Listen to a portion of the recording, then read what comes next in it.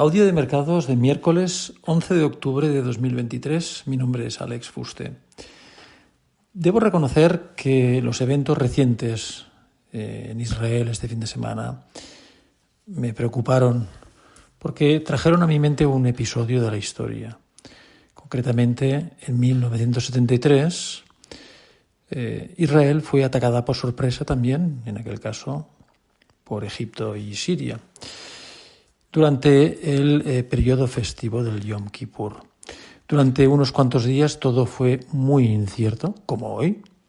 Israel respondió con dureza, ganó, prevaleció, y la victoria israelí provocó la respuesta de todo el mundo árabe, especialmente de los países exportadores de crudo, liderados por los saudíes, que decidieron recortar exportaciones, ventas de petróleo a Occidente, imponer, un embargo en toda regla de petróleo que desembocó en la conocida crisis energética. Una crisis energética que se dio en dos fases. La primera en el 73, que derivó en un salto del petróleo muy vertical de 4 a 15 dólares, más de un 250%, y en una segunda fase, unos años más tarde, un petróleo que saltó de 14 a 40.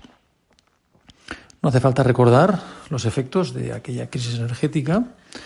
En primer lugar, una escalada inflacionista, una recesión considerable, unos déficits enormes, la destrucción de los presupuestos y de los déficits estatales, hasta tal punto que a poco tiempo Inglaterra, el Reino Unido, tuvo que llamar a las puertas del FMI para pedir asistencia. También derivó en la quiebra bancaria de México posteriormente y en la década perdida de Latinoamérica. Así que fíjense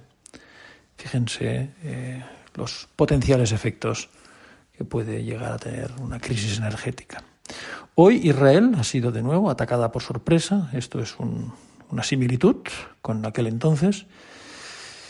También otra similitud es que todos consideran este evento como una guerra. Esto es peligroso porque si la consideración por parte de los países cercanos o países de la región fuera de que se trata de un ataque terrorista, pues es más difícil legitimar una acción conjunta y concertada de todo el mundo árabe. Pero si todos piensan que se trata de una guerra, pues cuidado, porque las implicaciones ya son diferentes. Es necesario pensar más allá del shock inmediato de lo que estamos viendo. Parece que no hay una aparente preocupación en el mercado, en la gente de la calle. Parece que es como si pensaran que esto no les va a llegar a afectar en su vida diaria. Pero es nuestra obligación pensar en los posibles efectos y posibles derivaciones. Estos efectos potenciales, si esto escala, y el riesgo ya les advierto que viene por una respuesta conjunta y concertada de todo el mundo árabe. Me preocupa ver cómo países como Arabia Saudita no se han posicionado de una forma clara condenando el ataque terrorista. Esa ambigüedad deja abierta la puerta a esa posibilidad. Si eso se diera, y no digo que se vaya a dar, pero si se diera, los efectos potenciales, como en los años 70, pues se dejarían notar principalmente en dos vectores: el precio de la energía y los tipos de interés, las tasas en todos los tramos de la curva. Sobre el precio de la energía, claramente, hoy hay una balanza muy tensionada entre oferta y demanda. Hay un gap de 1.5 millones de barriles por día de escasez de oferta en relación a la demanda. Es un gap que se ha visto agravado, o lo han agravado los países de la OPEC Plus, me refiero a los saudíes y a Rusia. Este mismo año han retirado 2,5 millones de barriles por día del mercado. Y sospecho que hay algo de voluntariedad en golpear a Occidente en todo esto. Vengo sospechándolo desde hace muchos meses, porque hay una capacidad ociosa de los dos productores de unos 6 millones de barriles por día. Los refinadores asiáticos están desesperados por encontrar suministradores de crudo, lo que demuestra la tensión a la que hacía referencia. Y la verdad es que llueve sobre mojado, porque si ya estábamos tensionados y añadimos una guerra a la ecuación, pues puede profundizar fácilmente esa tensión. Porque recuerden que en guerra lo primero que hacen los países es aumentar sus reservas estratégicas, es decir, más demanda. Y lo primero que hacen los países productores es retrasar ventas en espera de un mejor precio. La combinación, pues se pueden imaginar que podría ser letal, ya que podría disparar en vertical los precios de la energía. Y digo en vertical porque a corto plazo la demanda del crudo es inelástica al precio. Por eso cuando hay un shock tipo guerra que afecta a la oferta, la subida del precio es vertical. Y esto es una mala combinación para los mercados porque equivale a un impuesto masivo para los países consumidores de energía, especialmente de gas y petróleo, especialmente aquellos importadores netos como Europa, a la que considero como la zona más vulnerable del mundo si ocurre una especie de crisis energética, porque recuerden que Europa se desconectó a sí misma de Rusia, convirtiéndose de facto en una zona altamente dependiente del Medio Oriente. Si ocurre, Europa tiene un serio problema. El segundo vector vendría por un aumento de tasas, especialmente tasas a largo plazo. Es decir, volvería a llover sobre mojado porque venimos de un recorrido enorme de aumento de tasas. El otro día estábamos calibrando que este es la peor crisis de deuda en el sentido de pérdida de valor de mercado de las inversiones en este tipo de activo. Más de 10 trillones de dólares se han perdido en riqueza en las inversiones de deuda. El segundo vector sería una continuidad del aumento de las tasas, que es algo inherentemente asociado a un incremento del precio de la energía y sería inevitable. Y este es un riesgo que no debe ser infravalorado. Las buenas noticias, después de hablar con mi equipo de Israel, y esta es la ventaja de ser un banco que tenemos oficina en Israel, que esa preocupación inicial mía ante los eventos y empezar a derivar posibles consecuencias, esa preocupación se ha venido de alguna manera calmando a medida que iba hablando con mi gente en Israel, porque desde el terreno pues te dan un poco más de luz. Me explico. Cuando estaba estableciendo las similitudes con los 70, gracias a mi equipo de Israel, pues he podido saber que hay diferencias con los 70.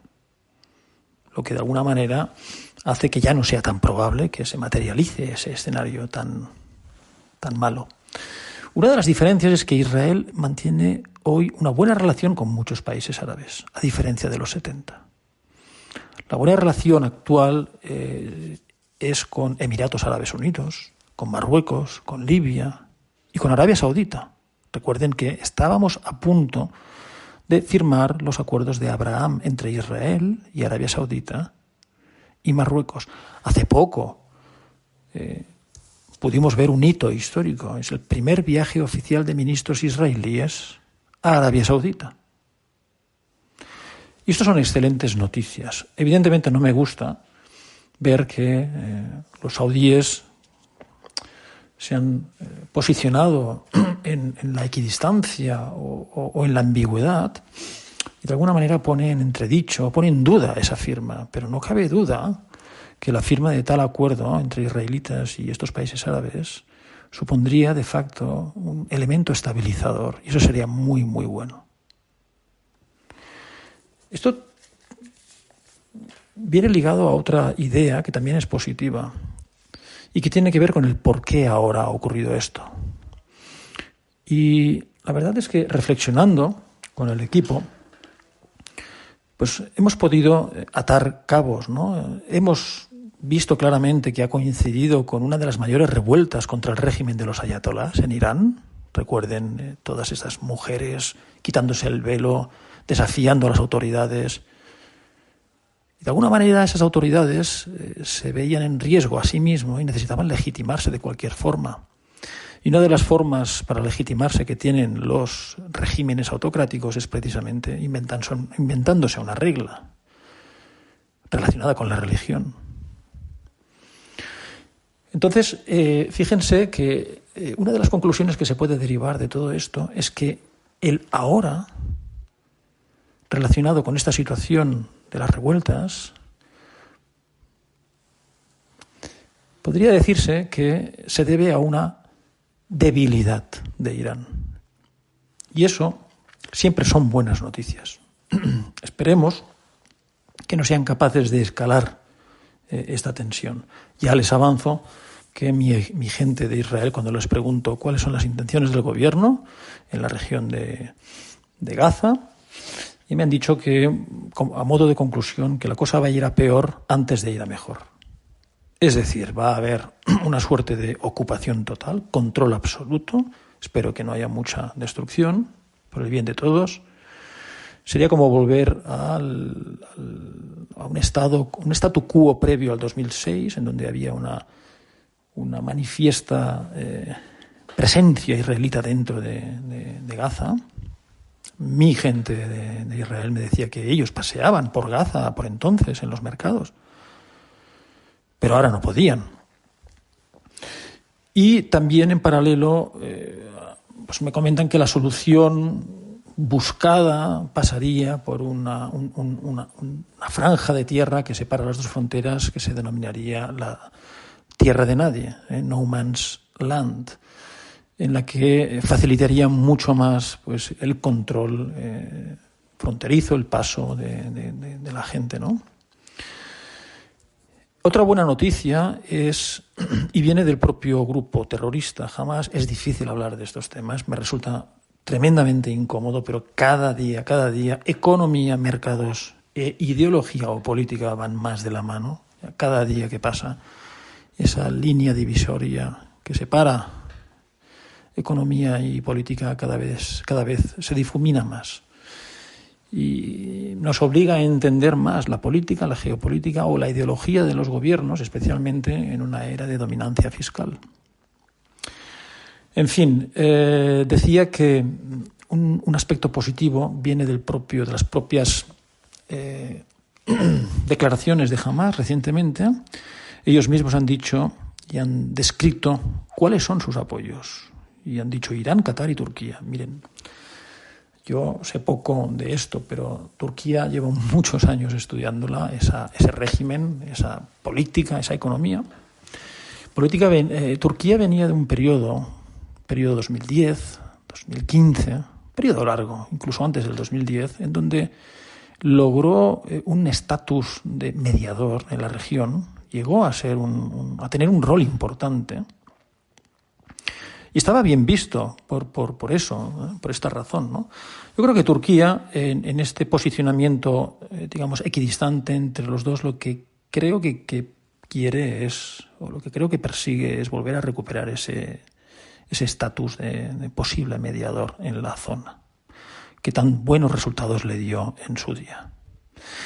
Así que Turquía, es una apreciación personal, pero lo quitaría como un apoyo de Hamás. Así que nos quedan solo dos, Qatar e Irán. Miren, lo de Qatar no lo entiendo porque Qatar ha girado, digamos, hacia Occidente, aspiran a recibir turistas occidentales que pasen sus vacaciones allí de forma tranquila, y dudo mucho que esa estrategia pues pueda tener ningún tipo de éxito si se meten en este tipo de líos con estos grupos como Hamás. Así que solo nos queda Irán. Y Irán, pues bueno, no era ningún secreto. Irán es el líder ideológico de todo el mundo islamista radicalizado. Irán se estaba quedando sola, y mucho más con la inminente firma de los acuerdos de Abraham entre Israel y algunos países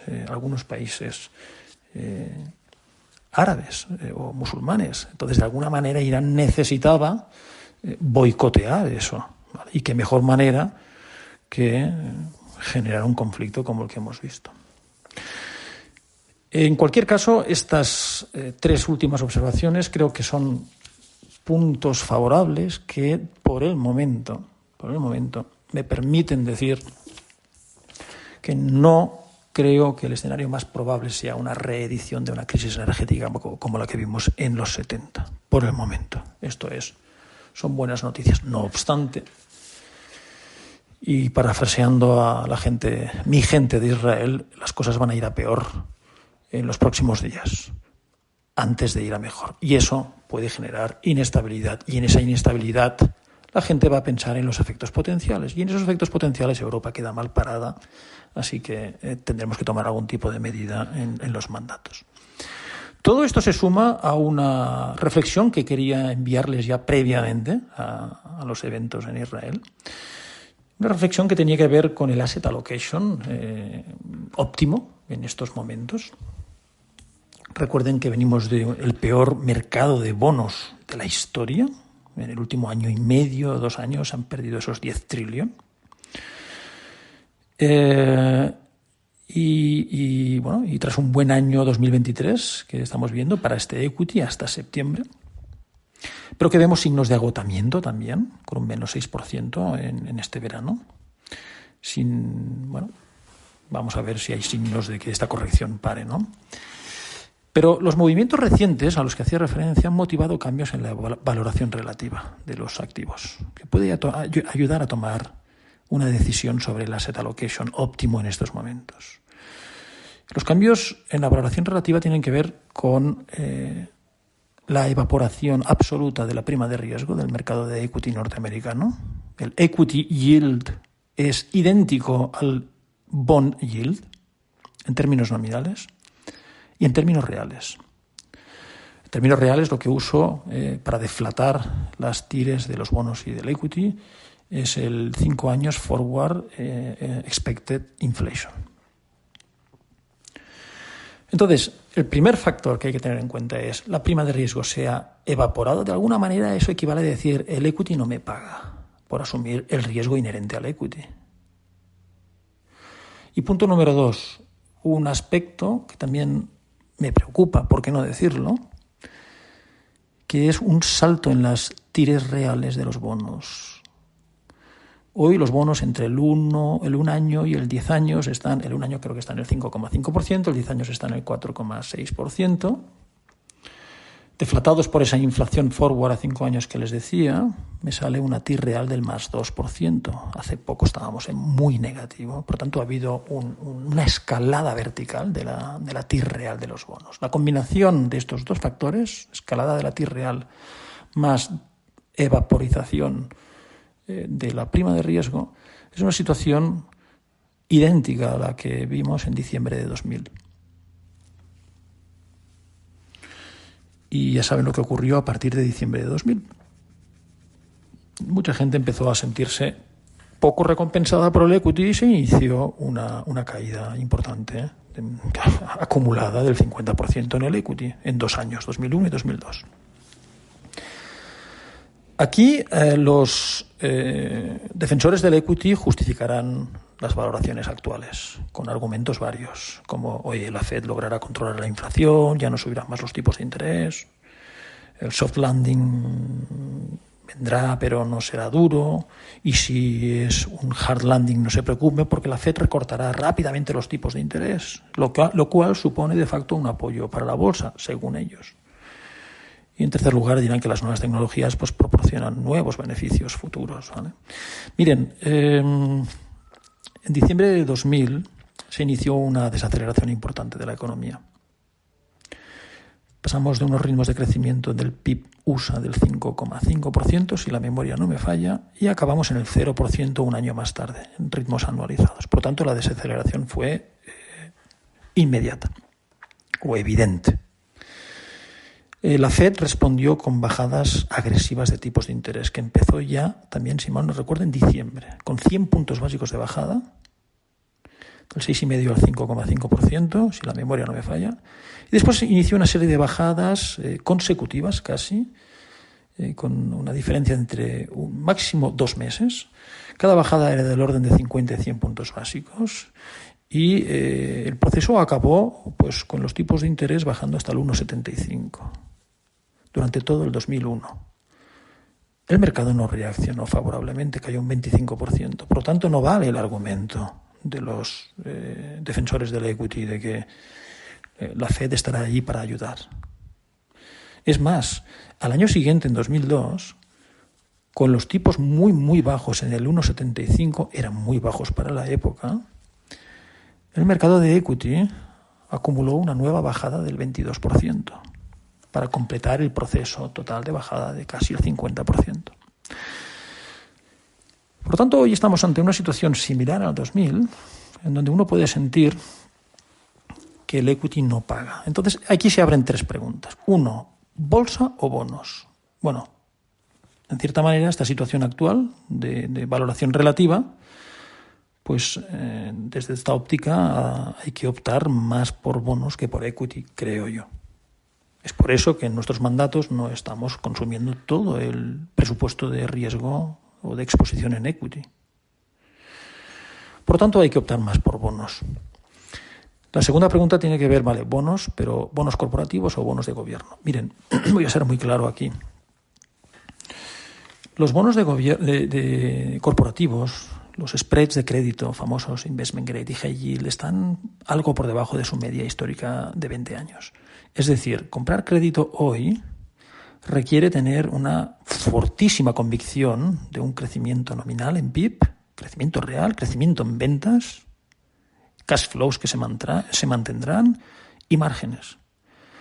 Si no, ¿por qué extraña razón uno querría comprar crédito cuando te está remunerando por debajo del promedio histórico? Bien, el problema es que no tenemos esa convicción de que todo eso se va a mantener. Hay riesgos considerables por los efectos tardíos de la política de endurecimiento, sus derivadas en forma de costes de funding. Todo eso podría provocar, no digo un desplome, pero sí una reducción considerable de los flujos de caja. Entonces, si convergen ambas cosas, caída del crecimiento y ventas y cash flow, con una energía que está cara, pues la verdad es que los márgenes creo que podrían sufrir. Entonces, la conclusión sería que creemos que no estamos siendo remunerados por tomar tales riesgos en el mundo corporativo. Por lo tanto, la respuesta a la pregunta de si corporativos o gobiernos sería gobiernos. Gobiernos o cuasi gobiernos. Y si tengo corporativos, que los conozca bien, que conozca su balance y que sepa que en tal circunstancia o tal entorno, ese balance va a aguantar. Y que si se deteriora el balance, hay colchón para pagar. Eso puede pasar tanto en investment grade como, sorprendentemente, también en high yield, donde hay bonos que tienen la categoría de high yield por la simple razón de que tienen pocas emisiones, quizás. Pero este va a ser nuestro approach en deuda. Y la tercera pregunta tiene que ver con, vale, ok, en vez de equity hay que favorecer los bonos.